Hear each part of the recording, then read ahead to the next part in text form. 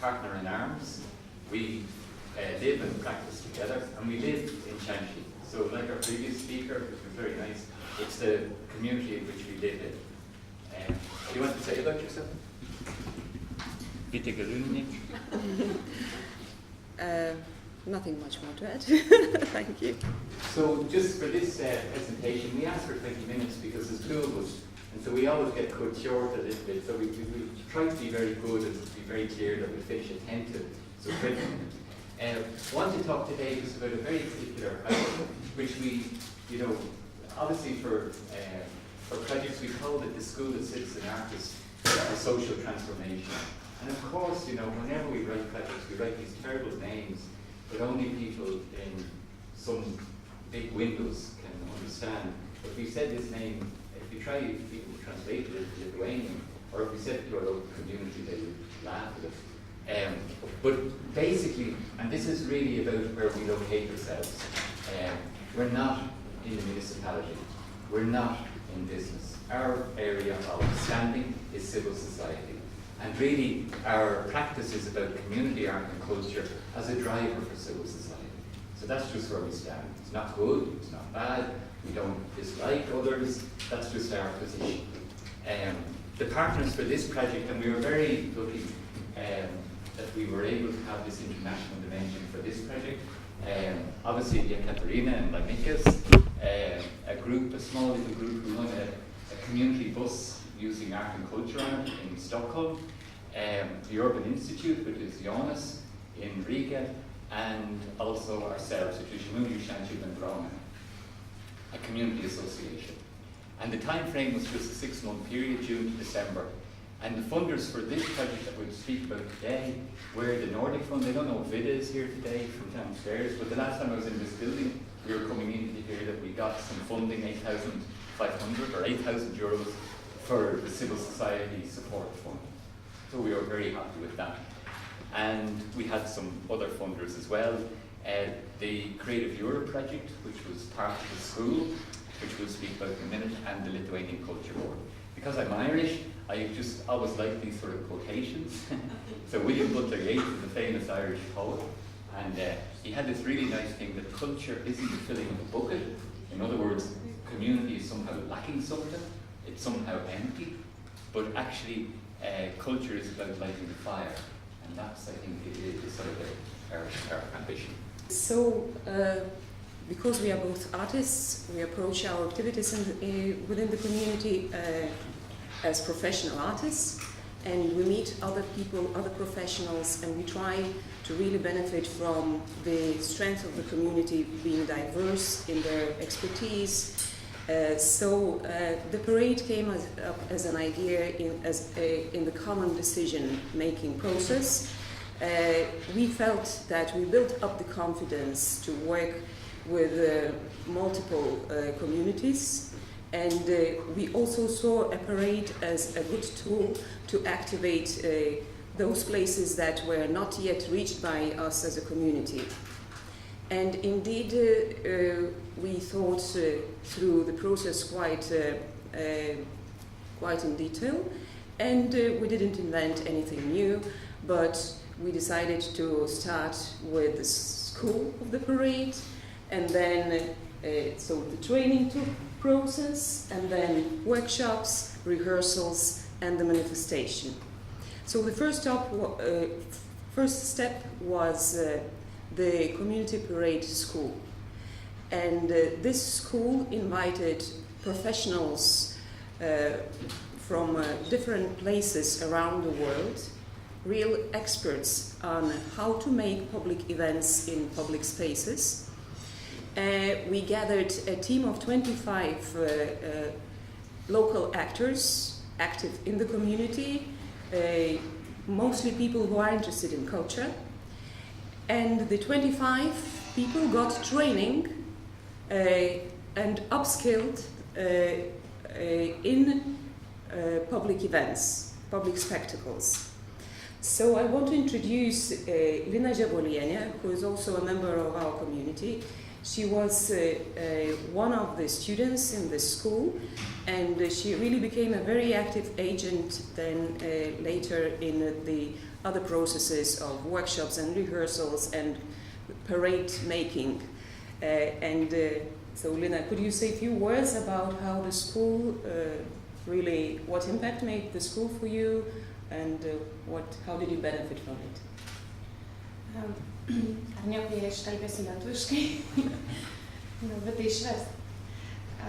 Iš tikrųjų, mokykla, jinai davė labai daug naudos ir mokyklos dėka galėjom išgauti tą rezultatą, kuris buvo pasiektas, nes be mokytojų, kurie mus mokino tam tikrų žingsnelių, mes nebūtume pasiekę to galinio rezultato, kuris buvo tikrai puikus ir įvertintas. Tai mokykla davė kiekvienam asmeniškai skirtingai. Man davė pačiai tiesiog drąsiau žengti ir daryti tai, ką tu galbūt ne visada galvoji, kad tu gerai moki. Ir tiesiog tapti tam tikrų lyderių. So, a brief translation, that the school was really very important. It really provided new skills, and most importantly, it gave the courage to become a leader in the neighborhood and to increase the confidence in acting within the neighborhood. Okay. So we're halfway through our presentation now, just to say, don't be worried that we'll go over. I think it's important to say for us that the funding that we got from the different parties, we had about 22,000 euros to employ in different ways local artists and activists to deliver it. So that was really important for us, because if we talk about sustainability, having that potential to keep people employed locally is very important.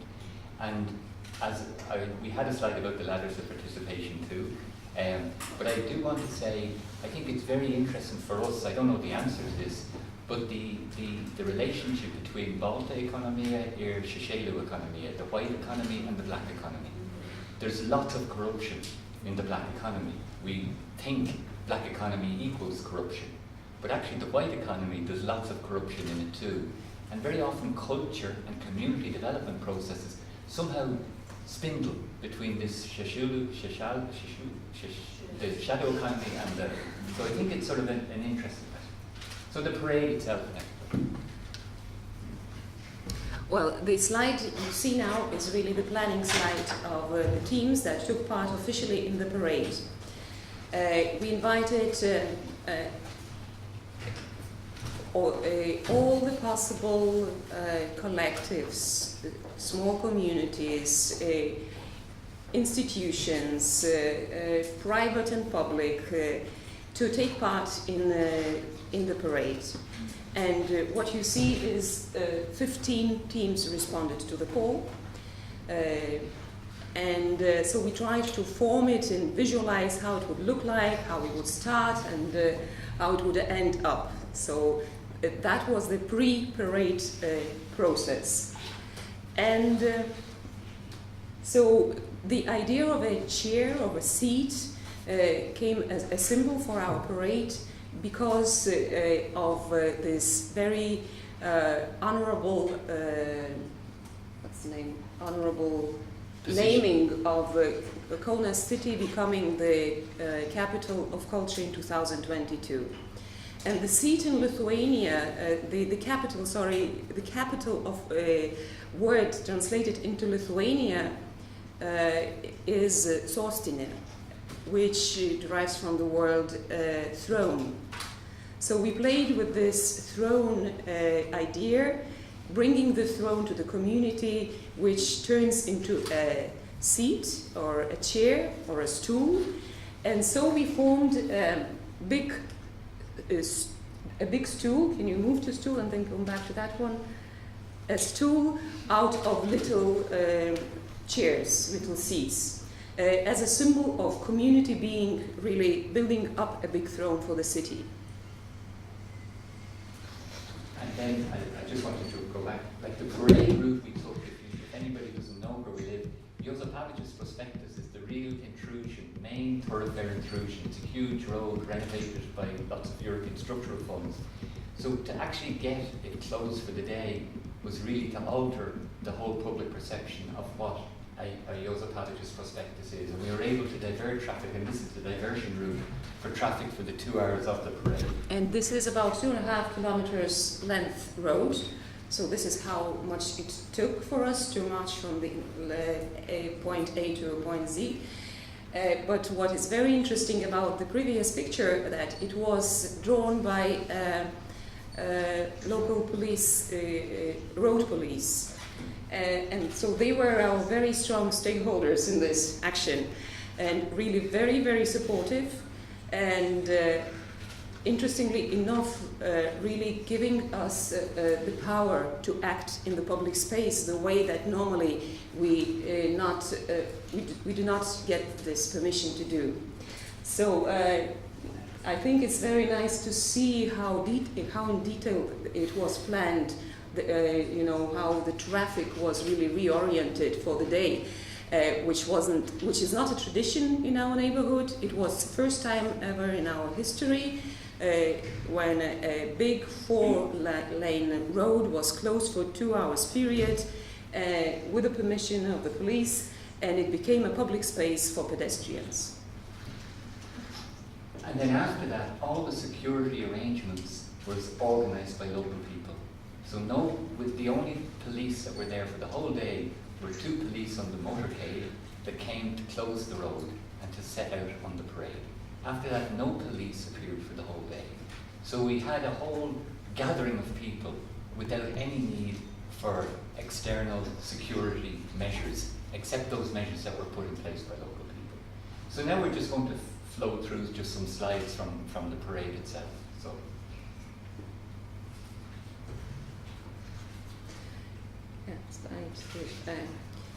We counted about 1,000 people taking part in the first ever parade of the community, which was quite a surprising amount of people. And it wasn't just a combination of local communities, but also we attracted people from other neighborhoods of the city.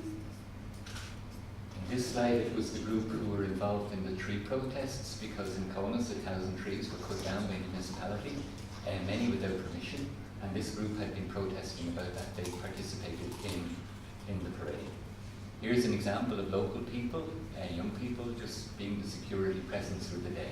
They are blocking the side roads so that the cars would not enter.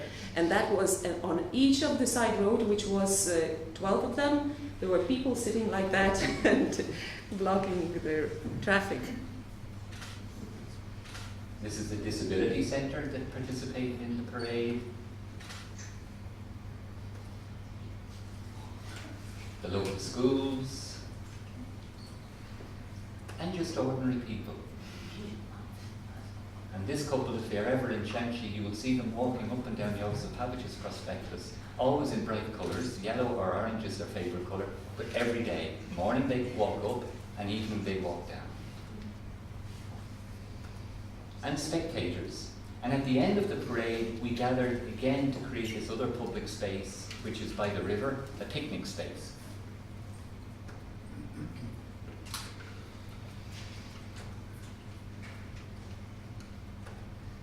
And so at the end, during the picnic, at the end of the parade, or of the walk, we put the big throne and the picnic place, and we disassembled the chairs or the seats, and every participant could take a seat and sit during the picnic, and they then take a seat home just to remember about the event. So, and this is how the chair looked like when it was dressed off from the small seats. And then the last slide is really just what results can we speak about. I suppose the first result is really the chair as a symbol of citizens' right to participate in the city. I think holding Josephavic's Prospectus for 2 hours is close to traffic, so challenging the usage of public space in the neighbourhood was a clear result. local people taking safety responsibility for the day, revitalising the riverbank as a picnic space, community arts as a process by which groups can become visible in public, people with disability, children in care, and so on and so on. And then new experiences of publicness with local institutions. So we really depended on local institutions, the local library, the schools, to be part of the parade. And the things that are still in progress, I think there's always this dialogue, and this is why I say we look to civil society, to move from personal agency to institutional power, how to work between personal agency and institutional power. I think practice of cultural rights is really important. We're artists, the right to culture, the right to access, the right to participate. And falling out of cultural rights really is the way in which we can implement Aarhus Convention in Lithuania, the way in which we can implement Faro Convention in Lithuania. We're members of the Faro Network. But these are really important instruments for community to develop its agency. And then really, I think this is a very big thing, and this is why we appreciate Katarina so much, trying to find a way out of our silos, trying to find a way in which the end is not for everyone to become like Šančiai, how bored.